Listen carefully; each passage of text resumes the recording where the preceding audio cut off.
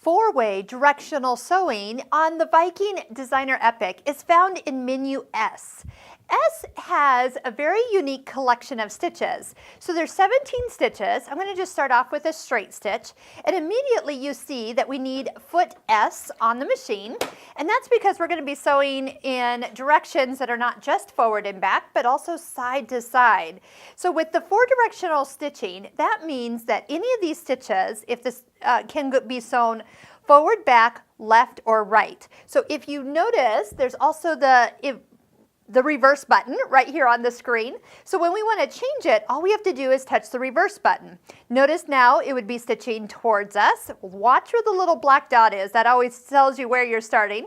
Now it's going to stitch to the left and away from us. So let me just show you what this looks like. And why would you even need to sew in different directions? So one of the things that people do use this is if you ever have a really large project and you don't want to spin it through your machine, you can pick one of these stitches and just head that way. You could also use this if you're doing any mending on, say, a pant leg, something that you can't, well, you can take it apart and then you open it up and then you stitch it, and now you got to sew it all back together. Nice that you can now use the free arm, slide that leg on, open up no extra seams, and just stitch, whether that's a patch or something of that nature. So let's just go ahead. I can touch the reverse button. I know I always want to push that too. You'll do it as well. Now it's coming towards us.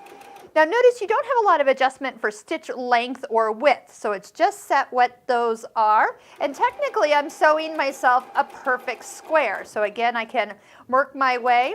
I've even used this for when I've sewed on Velcro. You know, that's usually one of the last things you do. Let's say you have a little piece of Velcro. So instead of turning your bag or for the handle or something, you can actually just stitch a square, and you could even switch over to the T menu because those would have diagonal stitches. See the areas that would then take us to the southwest if we needed to. So it's amazing. So let's just, for fun, notice that we can do any of these stitches left to right, up or down, without having to turn the fabric. So you could actually use any of the 17 stitches in 4 different ways. So let me show you what I've just stitched out so far.